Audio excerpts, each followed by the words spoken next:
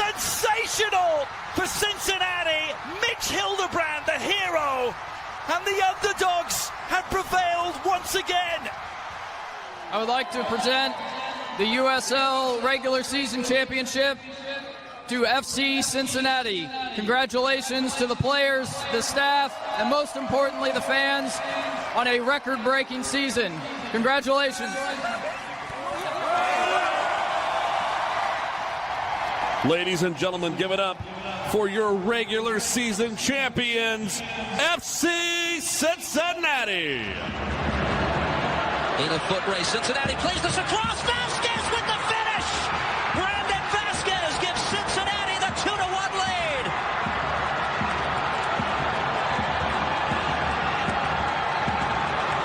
A late breakdown by Red Bull. Well, Dylan Nealis gets beaten, and nobody covers the streaking run. Unbelievable. L'Oreal got under that. Oh! What a goal for FC Cincinnati! You couldn't dream that any better. Goal of the tournament. Maybe the history of the tournament. Alvaro Barreal makes it 2-0. They have done it. Cincinnati, your 2023 Supporters Shield winners. A first trophy in their MLS era, and now they celebrate. Top of the Supporters Shield race since May. They never look back. And now a piece of silverware to show for it. They've gone for the long-range efforts. My word! That is spectacular! That is a goal to savour for a lifetime! An I was there type goal!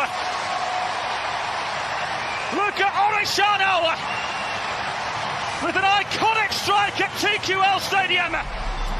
CF Montreal just go to sleep when the ball goes. Was whistle dead, and Orellano just takes a peek, looks up, and doesn't even need to touch the ball. And how about this technique? Just absolutely perfect. Lifted into the penalty area. That's Bauer, and that's Will. That's saved, and that's Surridge, and he still saves it on the line. What a 60 seconds for Roman Santano. A double save, and he knows everything about it as well. First the punch, but then he gets back to his line. That is sensational, because he goes low for that first one, but look at him get up again. Orellano gets the cross away. Bicycle kick! Wow! A top-class finish for Kevin Denke! The Flying Lion says, boys, hell is real. 2023 Supporter Shield champs. So glad that I can be back with people who know that it's a Flying Lion. It shows how much we all love this club. Yeah, just a fan of the sport, you know. It's definitely tougher to be in a cash player than it is a pro. In this club, you don't play just for the club, you play for the ball. Swap, card of the week, trivia question of the week. Welcome back, everyone, to another new edition here of the Flying Lion podcast. Our first one of the 2026 season. Going to be breaking down some, finally, Sam, FC Cincinnati signings for the squad. So we're excited to talk about all that with you guys tonight. First part of the episode, a whole bunch of roster news, new players in, maybe a player out as well. Second part of the episode, a lot of FC Cincinnati 2 news and miscellaneous MLS news because, Sam, it's full silly season, going on right now. So how we doing? Yeah, obviously it's been a while, right? I think we were just waiting out the storm that was, or actually probably lack of the storm. Yeah. From FC Cincinnati news. Had some rumors once again continuing, some potential progress in transfers, and luckily this week we've gotten a boatload of them, and we're able to talk about them with y'all. To let us know in the comments and just what your thoughts are throughout the episode. Yeah, pumped to talk about some new players. First off, Kyle Smith, FC Cincinnati, signing a veteran, Sam, coming in from Orlando City. Yakubo, our versatility guy, our Swiss Army knife, is gone, but we got a local Cincinnati Swiss Army knife coming in, Sam. This guy has played everywhere through the back line. He's played in the midfield.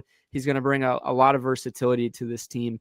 On paper, everyone's like, who? But if you go back and you look, I mean, he's got over 300 appearances professionally, 7 seasons, I think, for Louisville. He played over 216 times for them, which would have been most for FC Cincinnati, had he been here. I'm excited about this player, something that we've known about for a little while as a possibility. Didn't want to share it, didn't want to get too far ahead of ourselves, but excited to see this one come to fruition, Sam. Yeah, so I mean, Kyle Smith, like you all saw, we got a contract through 2026, so just a 1-year deal, but it does have an option through June 2027, so that would be that new transfer window coming in 2027 for the MLS. And as we talk about later in the episode, he does occupy that supplemental roster spot. So yeah, huge on that front. And like Ryan said, just a nice depth piece and possible, another starter when needed. I thought it was funny. You said, we're losing our Japanese Swiss Army knife, but gaining a Cincy one. And I kind of see it as, well, Brad Smith leaves and we get a Kyle Smith, right? So gotta keep the Smiths going on the FC Cincinnati. But yeah, I mean, like you said, we've known about, his possibility coming. Laurel obviously officially put it out there, but we wanted to see if there was verification before we put anything out there. But Ryan, I mean, we've known about him specifically for a very long time. I mean, he was in those heated rivalry games with Louisville City and FC Cincinnati from the USL Championship days. He actually won 2 titles with them. So personally, I've played against this guy. Yes. So another person that Ryan has played against that is on FC Cincinnati. So I mean, even more credibility, right? I mean, if they've played against Ryan, then they've got to be worth something. But yeah obviously happy to have him back in the Queen City. I mean, you saw kind of just a little snippet of his quote there. He's very happy to be back in Cincinnati, and not only professionally but also personally. Yeah, you can't quantify that.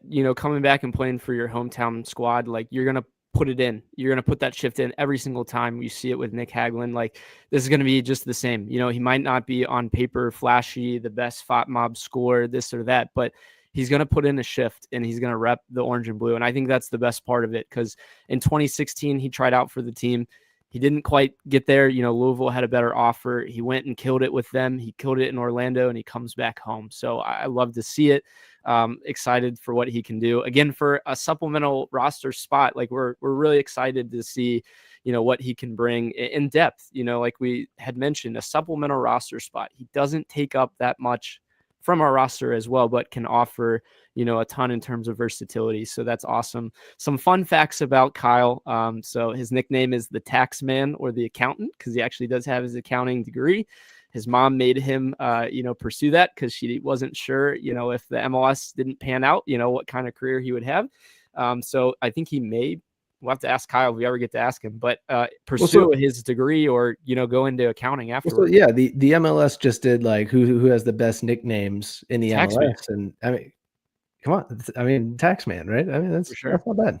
Yeah, Sam, fun fact too, former Cincinnati Dutch Lions player. So I think this might be a first for the club, in terms of having that. You talk about grassroots soccer in Cincinnati, Dayton area, like pretty cool to see. So yeah, again, what he's bringing to the squad, mainly had played, right back for Orlando, played a little bit defensive mid, had played a little bit in the back line recently as well. So he can play a lot of roles, just like Yakubo, like we were talking about. So that's a good signing for the squad coming in, for a year, possibly through, like Sam said, 27. So that was the first one. The second one, Sam, I'm very excited about this player. We've talked about him several times for those who have listened, but FC Cincinnati officially signed Ademar Chavez to a homegrown player contract, a guy that has just flown through the FC Cincinnati Academy. He's made his way now through FCC2, and he may feature in the first team at some point this season. So he's 16, which is the second youngest signing that we've ever had behind Steven Jimenez. Midfielder, winger, attacking type player. He's a number 10. He's very good on the dribble. He likes to cut in on his left foot. I'm excited. This guy has shown some real quality. Let's see again if he's going to get some minutes, under Pat Noonan. But Sam, are you excited? Oh yeah, I mean, like you had said, I think even talking to Laurel earlier this year, we had talked about the young players of this squad who we could see coming up, and she said, look for Chavez, right? Like I think that one's an obvious one, and then we'll talk about Shrilla later on in the episode, but yeah, 16 years old, this kid's got a bright future. I mean, we signed him through 2029 with an option for 30, so he's going to be sticking around for a while. Just an exciting prospect. Man, who knows? Well, I know we had talked about, him training in Portugal with Benfica last year and has made the U.S. youth national team and more recently actually playing with the Mexican youth national team. So, yeah, I mean, he's got quality all around. Look to kind of see him have a similar type path that Stefan Shrilla had this past year. I would probably guess get some appearances here and there and maybe Leagues Cup, Champions Cup, but for the most part, probably play FCC too. But I mean, who knows, right? Like if he shows his quality and is able to kind of get into the first team, right? Maybe something, injury happened, hopefully not, right? But yeah, what a player. He's been training with the first team. He actually appeared, I think, in a preseason game last year with the club as well. So he's been around. It's not an unfamiliar face. I think a lot of the first team guys like taking these players under their wing. I mean, for him to learn under Evander, that'd be huge, just as much as we talked about, Dado learning under as well. Could he, play wingback at some point, Sam? I think you put that on here. I think that's a good shout there.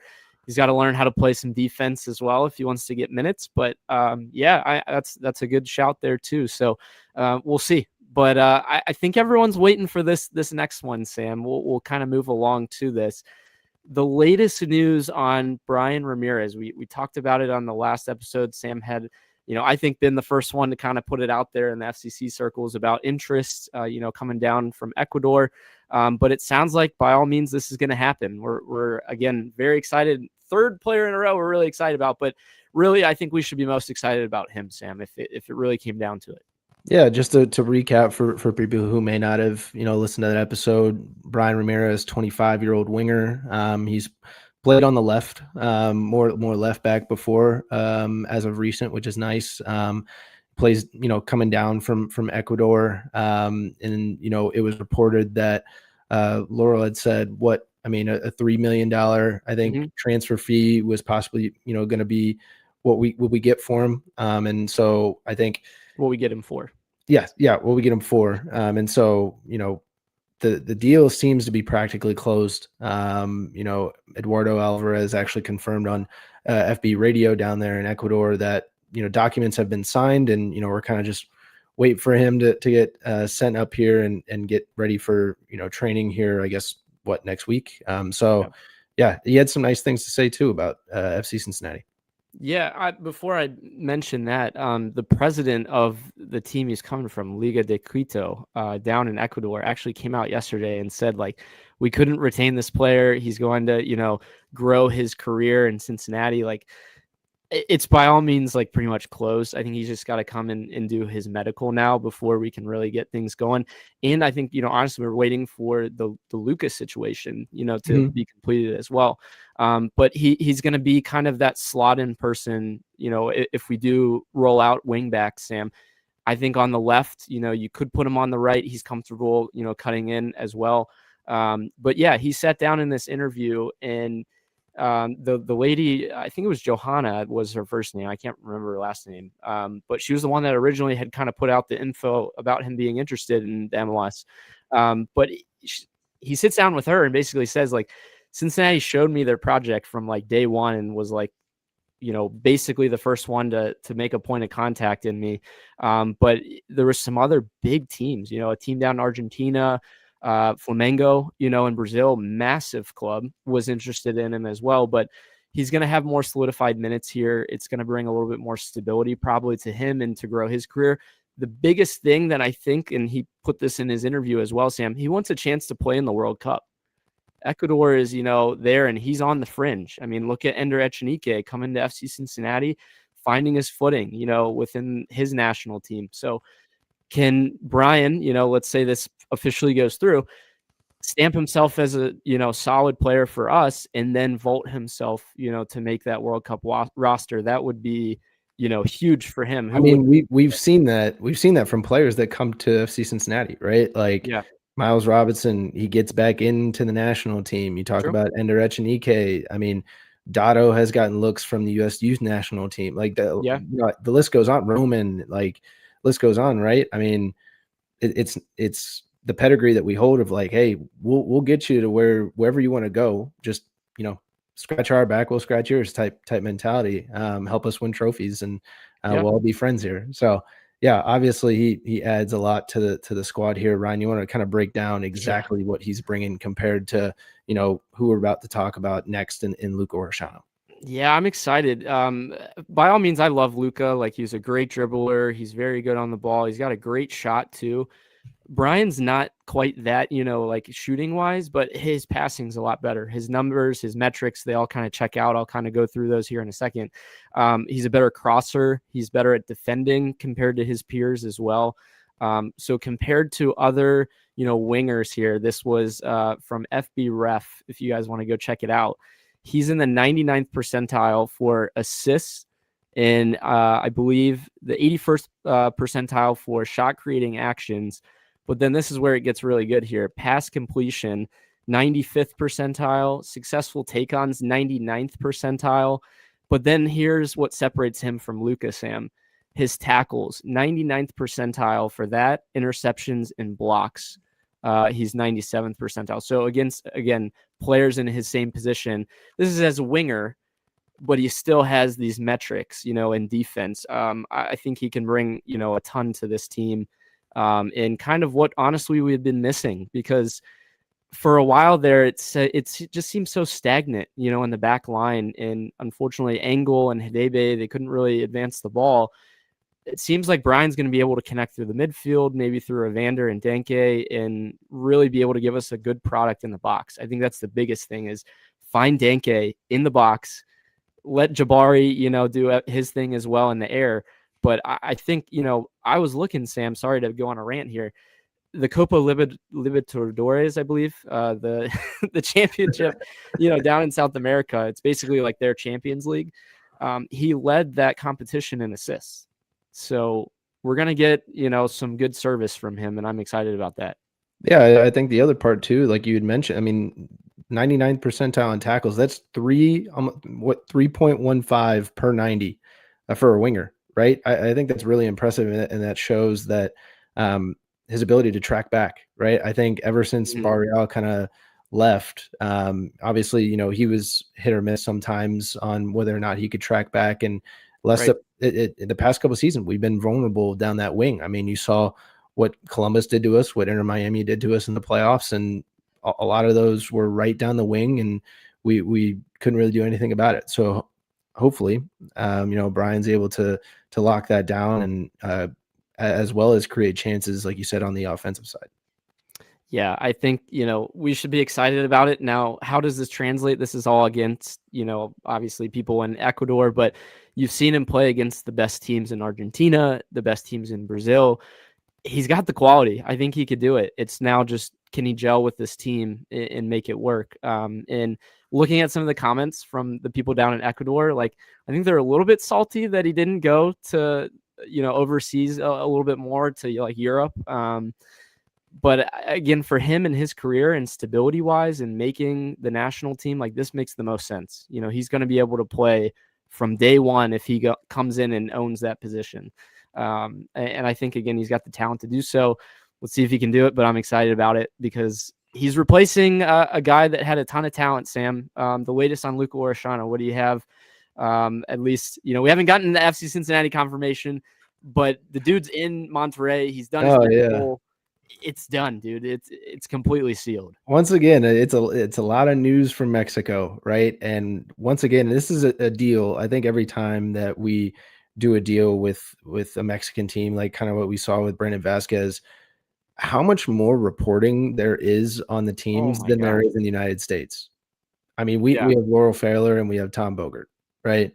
Those are the two that we kind of rely on, right? This is their thing down there. Yeah, and you look at just how many reports have been coming about Luca Orellano. Literally, like you said, he flew into Monterrey on Tuesday for medicals and was swarmed by the media in the airport. Do you remember Vasquez had the same thing, but he was caught off guard? Yeah, I know. So that was, I think Laurel had put out a tweet like, Luca was very gracious with the media in the US, tried to, do as best as he could. Good luck with the media in Mexico, because they're going to be on your butt real quick. Did you see some of his comments that he made? I mean, they stop him right in the airport and they're like, "What do you think of playing for Rayados, and for Monterrey?" And he had said he wanted to play in this league for a long time. That's what he had said. He's basically saying it's a long time coming, and it's like, gee, thanks, bud. But yeah, we kind of saw it in your performance from this past year. As far as specifics, I think the most recent, we've seen different reports, right? Yeah. I think Laura at one time said there was a $6 million offer, and then FC would get $4 million of that, and then the one that you had sent me prior to the episode had said 4.5 million was. Let's put it out. Yeah. So German Garova, so this guy down in Mexico, I believe, had put this out saying that we've agreed to sell him for $4.5 million, and for a 4-year contract is what they put out. So we bought him for around 3, but then there's a little bit of a sell on. Possibly that's where it seems a little bit up in the air, because Vasco, they still haven't paid this guy, for before on his loan, right? Yeah. So there's a little bit up in the air about that. I'm sure that might be holding maybe a little bit up there. But again, Luca's down in Monterrey. Like, he's already completed his medical. The guy's been rocking some of their stuff already. Like, he's gone. It's like I've fully moved on, like I said last episode. So I may be missing something, because I'm not a medical guy, but I had seen before we hopped on a little bit ago that somebody had said that Orellano, the only thing that they're missing from FC Cincinnati as far as documents wise is his CTI. His CTI? Yeah. Not sure what that one is. CTI or CIT. I'm not entirely sure, but that's what they said that like was the only thing that was holding up, which I don't know. I didn't look at the profile, but that is what I saw. Yeah, it was also interesting. You sent me this one that some Mexican reports out there that Luca is good enough to be on the Argentinian national team. I think he's got talent, but I could have thought of another Argentinian player that we had from before that might have been higher up on the list at maybe a year or two ago. No, yeah, like you had said, we love Luca. What he was able to do for this team. From 79 yards out. But guy didn't have a right foot, and I don't think he can be on the national team with no right foot. They're excited about their new player, but yeah, we'll see how he does. Like, I've talked about it. Go back and look at last episode and how I think he's going to do down with them. But there was a new one today, Sam, another rumor that had come out. We're talking again on this part of the episode just a little bit more about some rumors, things that aren't fully, announced by the club yet, but Stephen Goff, a reliable guy around, the DC United circles, report comes out that we are close to acquiring the rights of Christian Fletcher. So a center forward / winger. He's 20 years old, very promising young player. Unfortunately, had torn his ACL this past June, so June of 25. So he's on the later end of his recovery, but probably has a few more months to go. He appeared in 3 MLS matches for DC. Again, he's a young player, but he had loans, Sam, here at Nottingham Forest in England and at Swansea City for the U21 teams. He didn't fully break into the Premier League, but he was in Premier League 2 games. So, I mean, if those clubs are looking at this type of player, if this guy can come back from his ACL injury in a big way, like that could be a nice piece for us. And like you put on here, I'll let you kind of say it. What were your thoughts? Yeah, I think, once again, I kind of researched a little bit about the player, what DC United fans kind of thought of him. And I think ultimately it kind of looks like this could be a good buy low situation for FC Cincinnati. Might start out at FCC2 just to get his legs back. But we'll see if he can, eventually back up the likes of Jabari and Denke if he's able to bring that quality back. But I think from what I've seen is DC United fans were kind of like, hey, like he's got a lot of promising quality, but maybe writing was on the wall, and there were some other people that were upset because DC United can't really keep any of their academy players that they bring up, and that's fair. I kind of feel that a little bit, as we haven't really had, people that have been consistent as far as the only one is Dotto, right? So, but yeah, I mean, Fletcher seems to be solid, right? But like you said, what's the recovery time? What does he look like after the ACL injury? And we've gone through that with Matt Miazga, right? Obviously a younger player, so hopefully the regeneration will be, a lot easier, smoother, since he is a tad bit younger. But exciting to see more news. Yeah, no, I mean, and again, like you said, buy low potentially and see where this guy can go. I think especially coming off injury, you're gonna try to give him some minutes, FCC too. How does that look like, for contract wise? Yet to be seen. I don't know, can we buy his rights to be like a homegrown type guy, or, we don't have U22 spots open right now, so that doesn't really work out. We just saw with Ricky Pooch, Sam, with LA Galaxy, a guy coming off of ACL surgery, over a year ago and re-tears his ACL. So it's a little bit of a risk, as well. And I don't think we're hopefully going to be paying, overpriced for this guy, because of that. But we'll see what that looks like. To your question about backing up like Adenke and Jabari, we don't really have other people in that position right now. Kai Kamara's gone, Brenner's gone. We have Sharilla. We have maybe a Dotto that could play there in a pinch, but it's interesting because I don't think that's like our big striker signing though. No, like to people that are wondering, like, I think there's more to come for this year. This guy will probably maybe work his way in, but this isn't like a now thing. No, it's an investment. It's an investment. Yeah, one to keep an eye on. But for what his future could look like. Yeah, talent, Sam. Like we're bringing talent into the club or the academies, like we've talked about in previous episodes. And once again, this doesn't have to be talent that stays, right? This could even be talent that, our first team guys or our second team guys go, oh, they're bringing him in. Well, I better step up my game, right? I mean, there's a lot of times that teams do that. They bring in these high level guys and go, hey, let's see what our guys that we have here got. So, but Ryan, as preseason is, I mean, it's right around the corner, man. Let us know, what's headed our way as far as first team roster when people report. Give another update on that. I know we talked about it last episode. Yeah, let's deep dive it because as we look at it, preseason starts probably next week. Players are going to start reporting, and the starting lineup, as things stand, Roman Celentano in goal. Bryan Ramírez, if this goes through, on the left wing is where I have him slotted in with Hadebe, Miazga, and Robinson. Ender Echenique on the right. Giddy and Obi, whether that's a coin flip, honestly, between the two. Buka, Evander, Denke, and Jabari. Jabari is your, striker with Denke right now. Or, you could go with Dotto maybe as well. But Sam, what are your thoughts on what, as it stands, January 8th, as we see it? What are your thoughts right now on the roster or on the starting 11?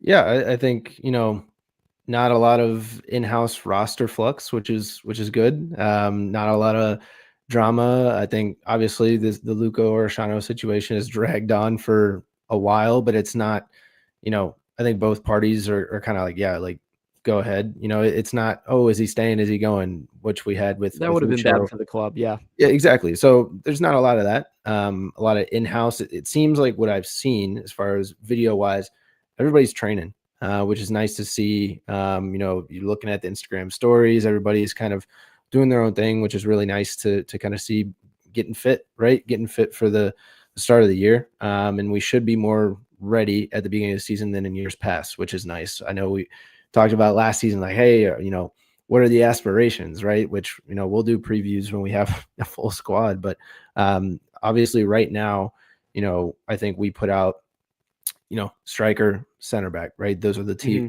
things that we're most worried about. I think for me, a center back is more worrisome just because the depth, I'm not comfortable with the depth right now. And I think, 1, 2, right? Depends how many spots we still have left. But yeah, that's my thought right there. No, good point. And, something to bring up about center backs as well is, teenage Hadebe picked up a knock in his knee, a few weeks ago. So what does that look like, in terms of depth going into the season? And you talked about players training.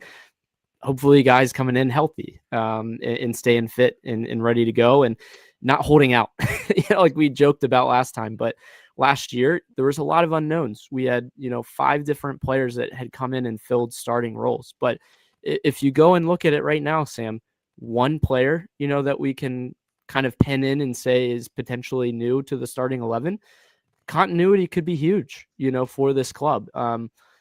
I still I'm on the same thing as you I need a little bit of help in the back line. Like I see a lot of comments out there like, oh, well, they have Hidebe, they have, Hagelin, they have this and that. It's like every single year we're tested in the back line. Every single year there's always players out, and I just don't feel confident with what we have right now. So that's number one. Number two, I talked a little bit about Bryan Ramírez. I'm going to talk about it a little bit more. I think he's a better positional fit.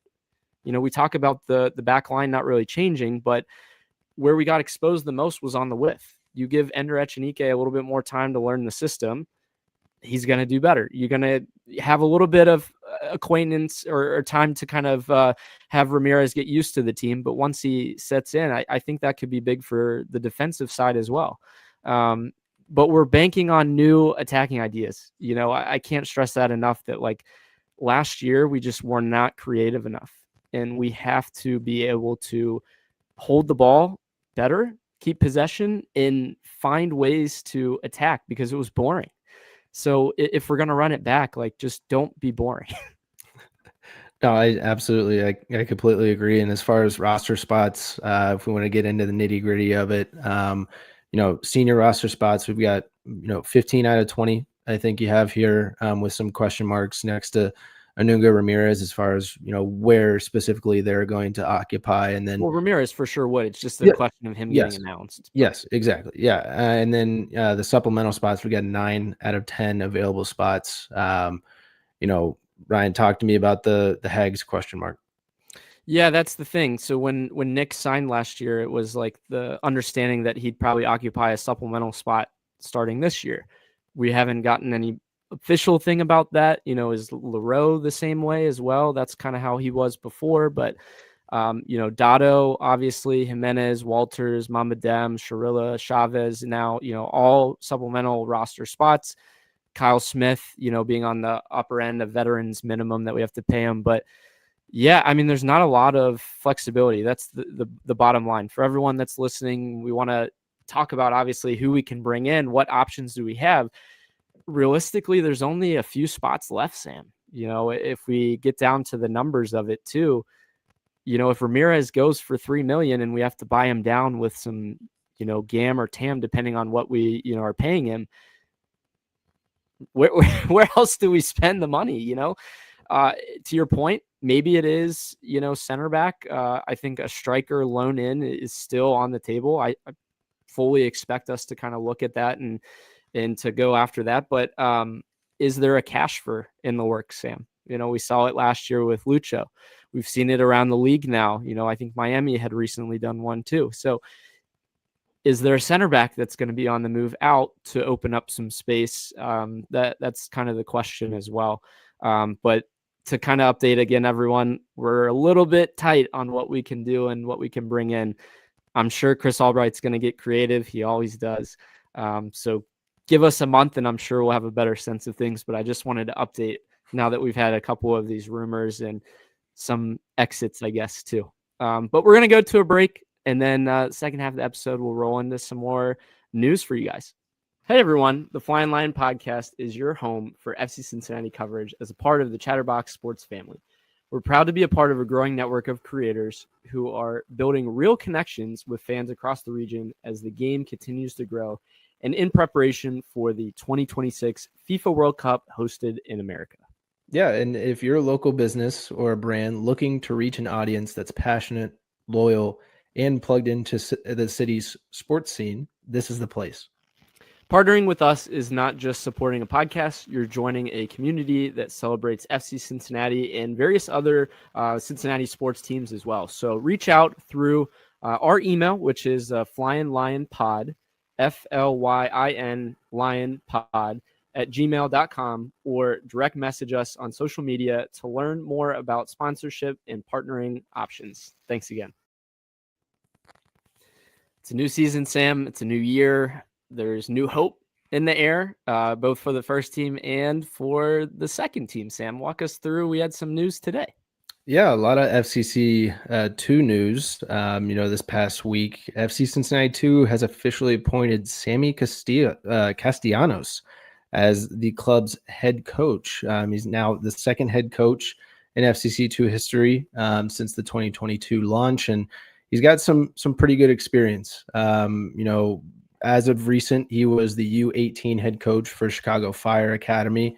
And he actually led that squad to the quarterfinals of the Generation Adidas Cup back in April, actually beating the likes of the Philadelphia Union to get to the quarterfinals. And that team actually lost to who would end up winning in Orlando City. So not too shabby there.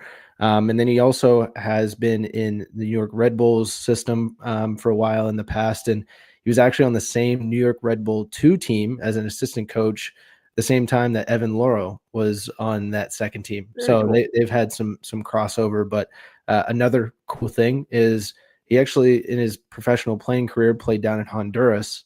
He actually played for FC Managua, who I always say Managua. I really do, yeah, but it's Motagua, and I get it wrong every time. But we played them in the Champions Cup this past season. So a lot of connections there. And happy to finally have a head coach for the 8 players.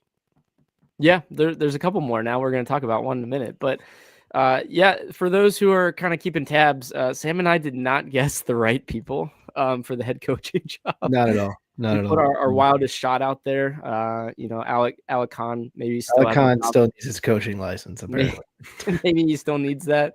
I think I had said, who did I say? I think one of the directors of the academy. But yeah, an outside guy, but one that maybe is familiar. That's a good deep dive in seeing that Leroux has some background with this guy.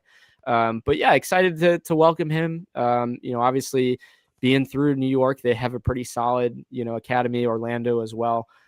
So we'll see what he can do. But there's a new player that's coming in for him in the future here. We're acquiring the second team, defender Felix Sampson on loan from FC Montreal. I thought this was kind of hilarious. There was somebody that was from Montreal that was like, this guy's going to the first team at FC Cincinnati. Like, he was confused and didn't see the announcement. So what made it even more confusing is I believe he was loaned out to FC Cincinnati, and then FC Cincinnati then loaned him to the 2 squad. So the reporting of it was really weird. But he'll be on a season-long loan, and I believe the 2 squad will then have, I guess first and second team will have the option for a permanent transfer. But if that permanent transfer is to happen, then we relinquished the right to for Montreal to sign Ben Augie, who is our 2025 draft pick. So last year, which he's no longer with the squad. So weird, very weird. Once again, like it's similar to with DC United, where like we have to work out a deal, even though Christian is a free agent, right? I don't know. The priority thing is weird. It is strange. In 2 seasons with the Montreal Academy, he was with them and had a pretty decent impact. He's 6'2". He represent Montreal in the MLS Next Pro All-Star game, so he's a pretty solid player, it seems like, and a defensive guy that maybe down the road could make a breakthrough. I don't know. Who are we kidding? Who knows? Honestly, he represented the Canadian U18 men's national team as well for 2 friendlies. So again, somebody thinks this guy is pretty solid. Let's see if Mr. Castellanos can put him together and get him up to the first team. We'll never know. But then we had a Sharilla brother get some interest from the U.S. national team, Sam. So his brother goes to Romania and plays for their youth team. But Andre Sharilla, he's going to be playing with the U.S. men's youth national team in their camp. Yeah, very, very interesting. I saw that and I was like, oh, looks like somebody likes the U.S. a little bit more. Do you think there's any like sibling, like a little bit of rivalry going on there? Yeah, he's almost like, hey, I'll see you on the other side, like. But like Ryan said, Andre Shrilla got called up to the U.S. Men's Youth National Team camp January 10th through 16th out in Arizona. I'm sure it'll be beautiful weather out there. But apparently 16 U18 players were selected to be a part of it's more of like a combined camp. So you'll have U18, 19, and 20 players. And I mean, the funny thing is, I'm reading the wording on this, and Ryan, the purpose of the camp is for them to take part in U.S. soccer's U.S. way philosophy. The U.S. way. And it's supposed to give them an opportunity and focus on more of development for them to possibly one day make it to the senior national team and future world competitions or championships. So it's very funny how they phrase it, like the U.S. way. And I mean, as of right now, I don't really think the U.S. way works, but it is funny. Got to start them young. You never know. But yeah, I mean, at that point of their career, they can play the youth system there, and maybe they make it to the first team for the U.S. and then that's kind of a nice transition. But these players can still kind of announce if they're dual nationals, like they can go play somewhere else as well. So to your point, are we just brainwashing them now just to bring them in, and maybe they're trying to get Shrilla to stay instead of going to Romania. I don't know. They saw what his brother did, right? Yeah, lost out on his brother to Romania. Do you think that Andre has a shot this year with the first team at all? I felt like of all the guys we've heard, he's been training with the team.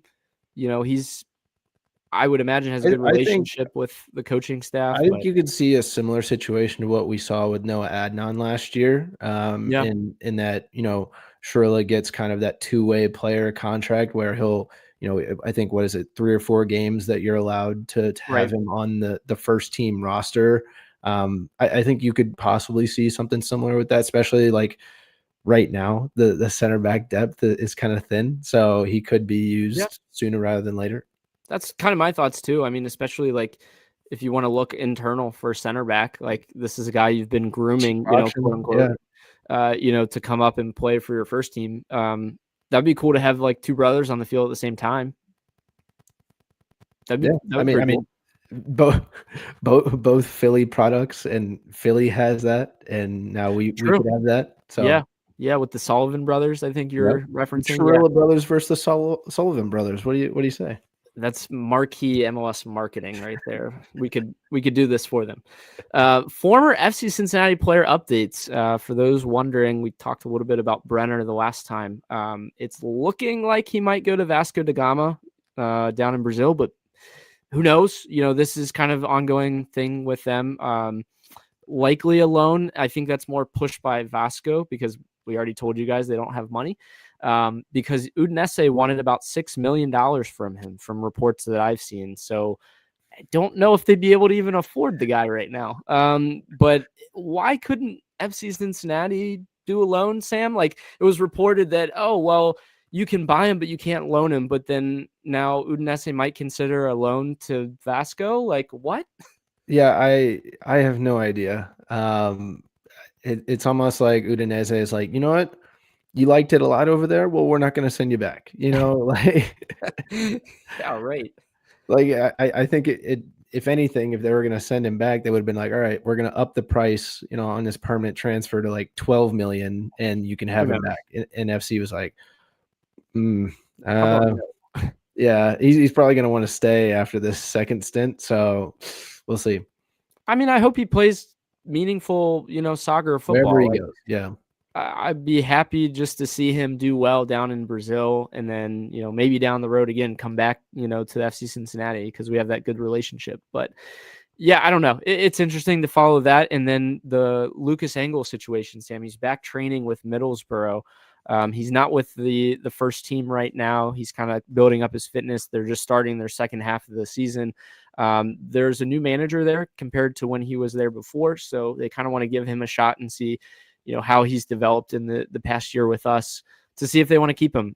There was interesting, things out there about Real Salt Lake had kind of claimed him, off of the waivers, I believe it was, but it doesn't seem that they got a deal done. I don't think that was ever going to be the situation. I mean, they would have had he would have come to a deal us done within a week, I think, or something like that. So yeah. So we'll see. Hopefully Lucas Engel finds, good minutes with Middlesbrough, but they have Sam? I think a couple of MLS guys on their former MLS guys, I should say, with the Columbus guy in the middle. Why can't I think of his name now? Aiden Morris. Aiden Morris plays there. And then I think they also have a striker at Middlesbrough too, former MLS guy. Can you think of who I'm thinking of? No? Okay. I feel like there's a few because Josh Sargent, he's with Norwich, but the Charlotte guy went over to Derby.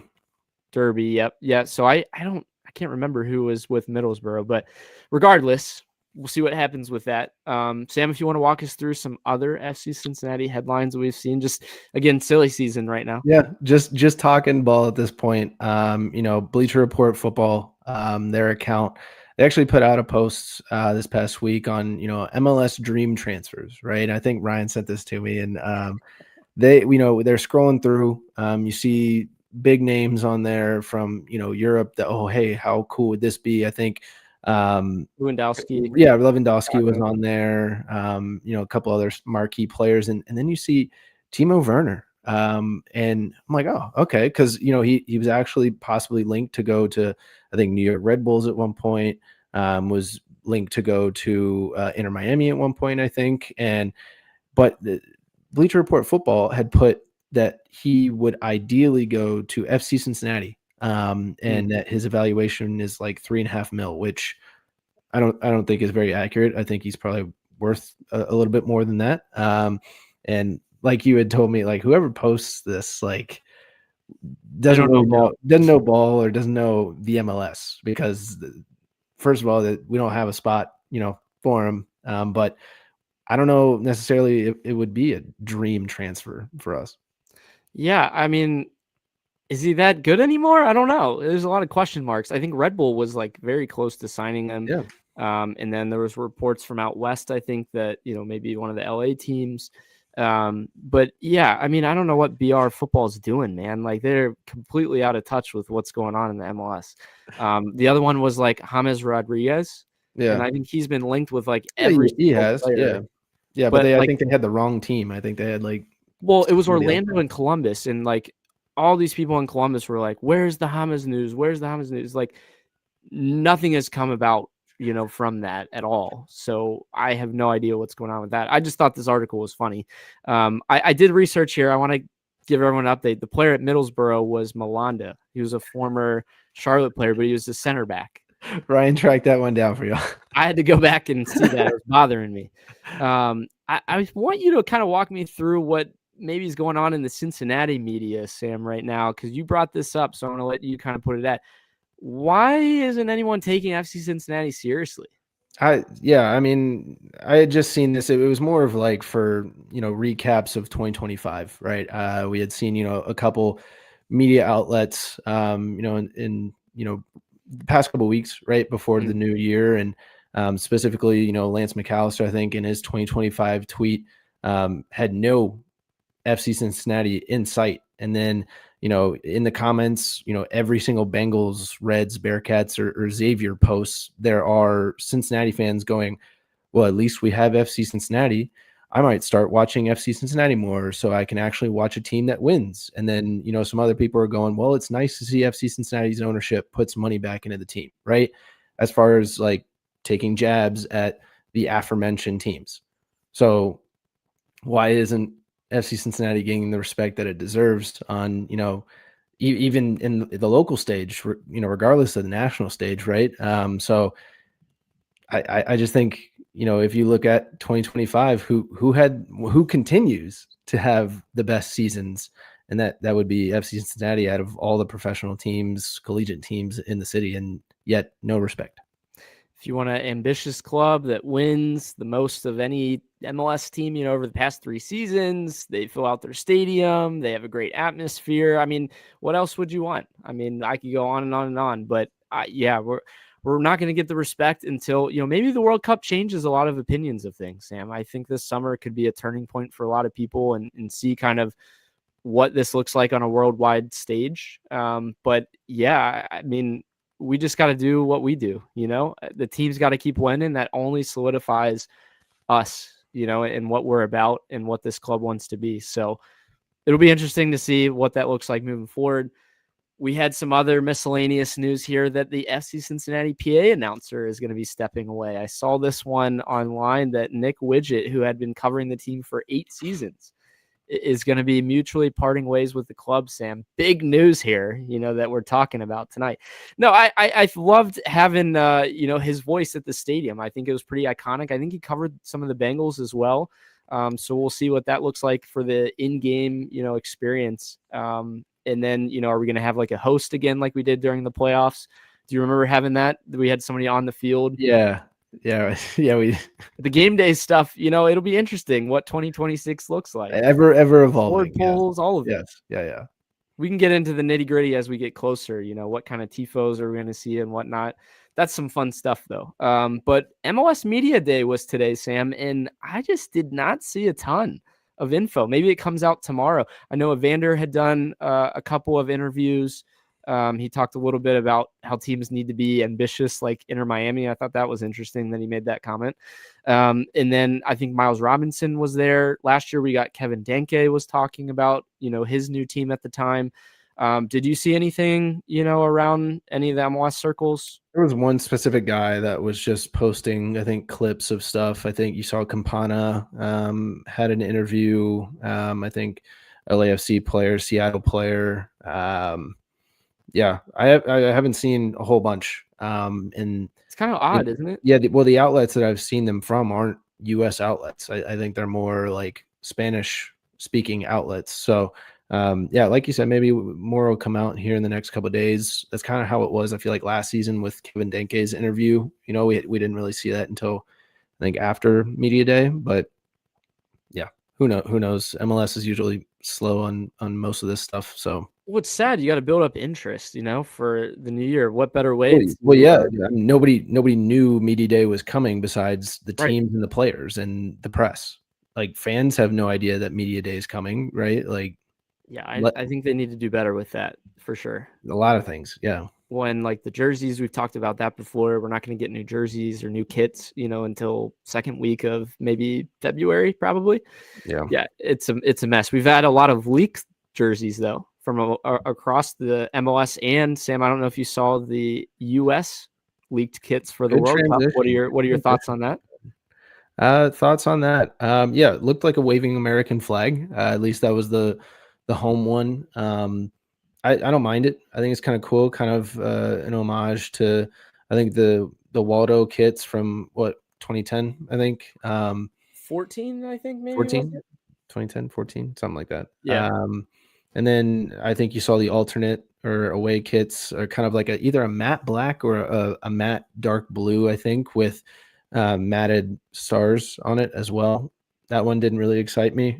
So I don't know. I really liked their previous, jersey that looked like Cincinnati's. I really liked that with the lights going up and down. I like that one.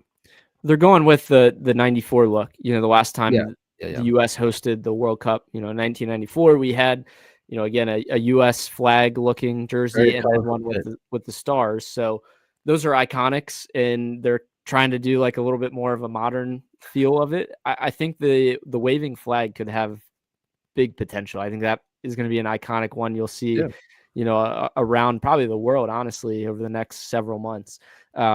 Might have to cop that one. I don't know. We'll see. But let's talk about there's a lot of things going on, in the MLS circles and some other teams that are strengthening their rosters somehow, some way. They have space to do so. I'm talking about Inter Miami. How are they able to make any of this work? It's insane. So for those, again, unfamiliar, Allende, the guy that scored probably 2 or 3 goals against us in the playoffs, is somehow coming back, but he's not going to be on a DP contract. Don't understand how that works. I think it was like a rumored transfer loan of like $5 million, but somehow he's not a designated player. They don't have Alba back. They don't have Busquets, but they're bringing in Sergio Reguilon, a guy who just played for Tottenham, and he's not a DP, I don't think either. I don't understand how that works. DePaul is going to be and Messi is, so they have one DP spot open, but then they're also bringing in Mike Aiel, another center back who was like best 11, in the MLS a couple years ago on a loan, and then another young, U22 player too. So like, if we can't bring in Brenner, Sam, and then the Timbers guy, right? Yeah, the young player. That's who I was talking about. So we can't bring in Brenner, because our roster is constrained, but somehow they have all of the space to do this. Like, go back. I get the gripes now of, the LAFCs of the world after they won, or even, LA Galaxy, their team was like completely disbanded because they couldn't afford their players, being a salary, based league. It's tough to make this work if you're that good. I don't understand it. I get that players come in on lower amount of money to play with Messi, but you still have to make the rules work. And we just need some transparency because there's a lot of questions about what's going on. No, I think you see everybody who isn't associated with the MLS attacking the MLS and those defending it, right? I think you see a lot of the MLS commentators and analysts, etc., reporters for MLS coming out and going, well, hey, this is remarkable by Inter Miami to be able to find spots for these players. And what did Andrew Reedy say? Other teams should do. And then you have other teams doing it, right? Well, no, yeah, and then you have other people like us and fans of the MLS going, something doesn't look right here. or they're saying like maybe your team needs to try harder. That's my favorite response is like, have you seen what Chris Albright's doing? He's used literally every mechanism that we can, to make this team good. And then you can't sustain it because like they either played too well, they overperformed, and now we can't keep them. Or your league is just focused all of their attention to one team now. They're literally just trying to set up Miami to win the CONCACAF Champions Cup. Well, and back-to-back too, but I don't know, man. It's ridiculous. The East is going to be a beast again. We saw Philly. They lost. Kai Wagner is leaving the league. I think they had Ty Baribo left. Their center backs left. So Philly will be down. But I think Nashville, Nashville's a hot team coming into 2026. They just add Christian Espinoza, one of the best free agents, on the market to pair with Hani Mukhtar, Sam Surridge, if they can keep him. I'm looking at Nashville being a top 4 team this year in the East. Yeah, I think it'll be interesting to see kind of how that works. That's a lot of star power up top for them. Obviously for us, it was you kind of saw it was difficult at times for Denke, Brenner, and Evander to work together, right? And now Nashville kind of has the big 3 of their own. I think it's going to be interesting to see if they hold on to Surge throughout this January window. I know there were, talks of him joining, I think, the Prem, right, at one point.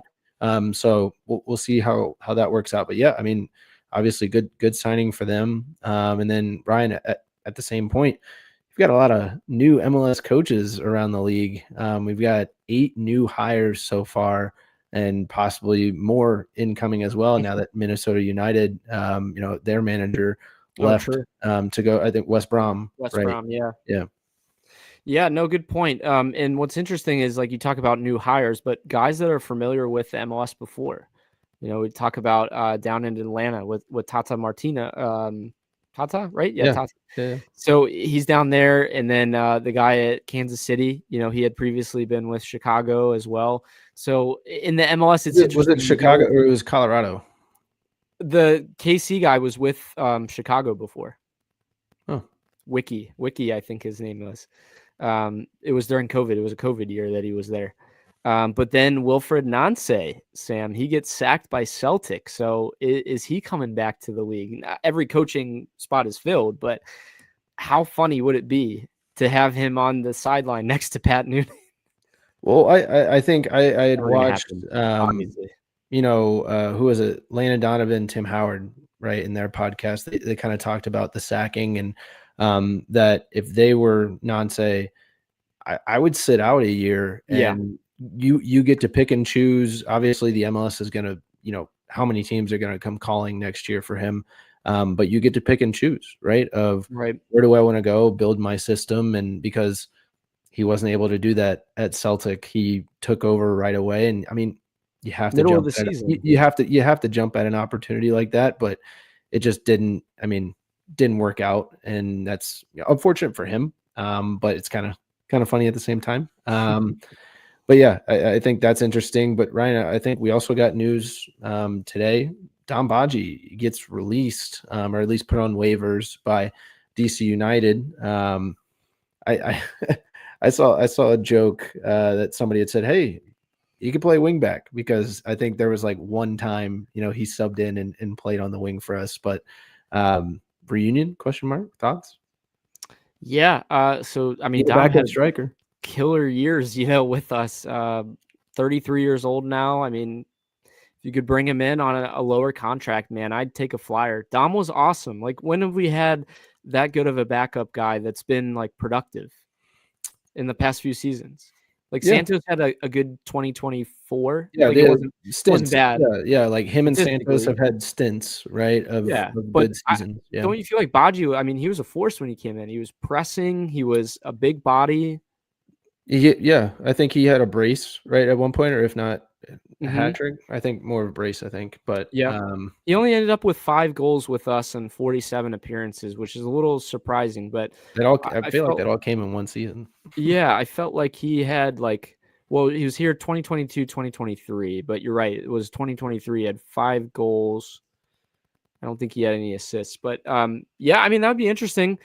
I don't know how, again, we're going to make it work, do him and then somebody else if we're going to, but I'd take a flyer. Yeah. I don't know. Did he have a good year with DC last year? Probably not. I don't know if you kept track with it. I mean, if they're obviously waiving him, then possibly injured a little bit. I think he recently got married as well. So congrats to Dom Badji. But he was always just such a good professional. Yeah. That's what I really liked about him is, and he always very once again, obviously pedigree is a little different, but similar attitude and professionalism that you saw with Kai Kamara, right? Like, just a stand-up guy. He's kind of been around the league for a while, and kind of knows how it works and is able to be able to plug in and play. Yeah, he had. I was just looking at it here. I think he had like 2 total goals for DC overall. Wasn't anything. I'll take 2 extra goals in a season. I think, man, if we go back to the striker thing, like Denke obviously is like polished striker, can score goals, but like Jabari, there's question marks. Shirilla, like there's question marks. Like who else can score in that? I mean, we need a guy that has been able to show that he can score. And whether we do that now or do we hold out a spot, for a summer window and open, the process a little bit more instead of forcing the issue right now is kind of what I'm getting at. Well, no, we talked about this last year with Kai coming in a little later, Brad Smith coming in a little later. Yeah, I think that's more in tune maybe on the center back side. I do feel like there's more of an urgent need in the attack. I mean, we talked about it early on in the episode, is just how stagnant it was at times. And we're banking on Evander and Denke to connect better. We're banking on, Bryan Ramírez and Echenike putting in better service. I think that all can be true. It's just, we got to see it now, and that's exactly what it was last year. On paper, solid, but how can we, again, put it all together? I'm excited though. We're getting things moving. We're getting some signings. Again, players report, as far as we know, soon. There wasn't an official word on this, but it's always been about the second week. Yeah, I don't think even like the Florida preseason. I think they've only announced one preseason scrimmage or match that they'll be playing. Some other teams have put out their full, hey, this is who we're going to play throughout the preseason. So probably look to see that here in the next couple of weeks as well. Yeah. Sam, it's coming down to it. I think middle of February is right around the corner. We got a pretty solidified lineup here. Let's kind of polish it out with some signings in the next few weeks. Anything you want to say here before we close out?